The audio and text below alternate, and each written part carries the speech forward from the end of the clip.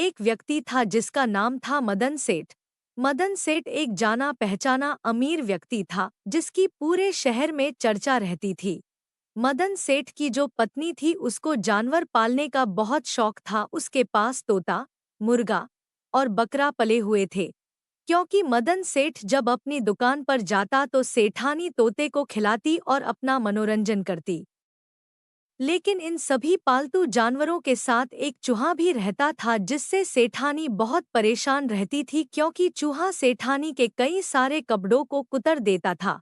दिवाली के त्योहार के दिन मदन सेठ अपनी पत्नी के लिए 3000 रुपए की एक बहुत शानदार साड़ी लेकर आता है और सेठानी दूसरे दिन उस साड़ी को पहनने लिए बहुत ही उत्सुक रहती है। दूसरे दिन जब सेठानी उस साड़ी को पहनने के लिए उठाती है तो देखती है कि उस साड़ी में एक बड़ा सा छेद हो गया होता है।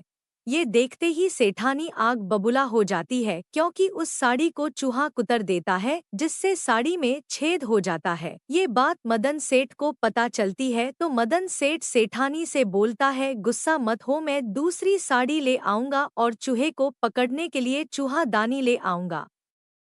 दूसरे दिन मदन सेठ चूहादानी ले आता है। चूहादानी को देख चूहा डर जाता है। चूहा भागते भागते तोते के पास जाता है और तोते से बोलता है, तोता भाई घर में चूहादानी आ चुकी, मुझे पकड़ने के लिए कुछ करना पड़ेगा। तो तोता बोलता है, चूहादानी तो तुझे पकड़ने के लिए है, मुझे उससे क्या। और तोता उसकी मदद नहीं करता।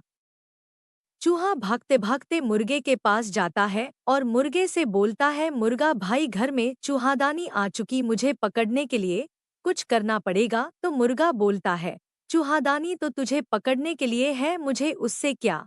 और मुर्गा भी उसकी मदद नहीं करता।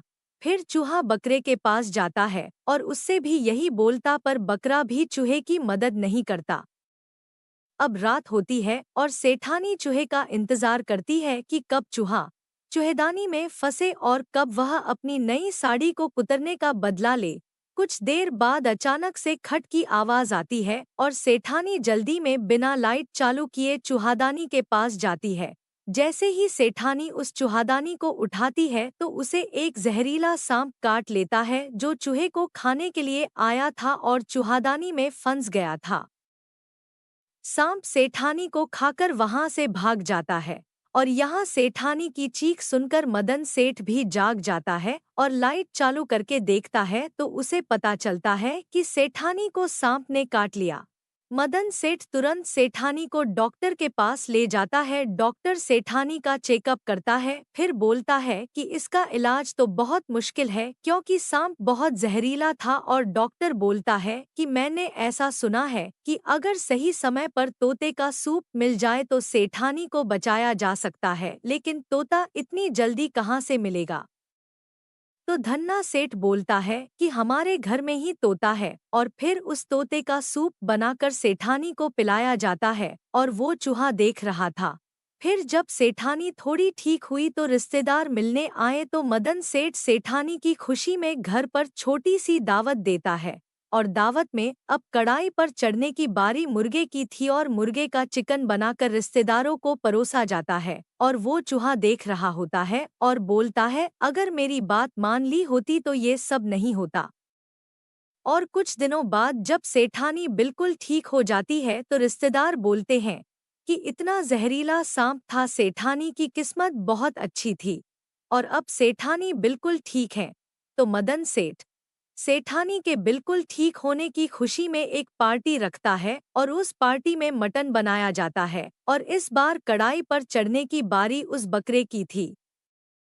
और चूहा ये सब देख रहा था और सोच रहा था कि अगर इन्होंने मेरी मदद की होती तो ये भी जिंदा होते और इस तरह सभी जानवर एक के बाद एक की जान चली जाती है। लेकिन अगर उन्होंने चूहे की बात मानी होती तो सभी जानवर ठीक होते। लेकिन उन्होंने एक दूसरे की मदद नहीं कि जिसका परिणाम ये हुआ कि वह सब के सब मारे गए। अगर वह सभी एक साथ एकता में रहते तो सभी जिंदा होते।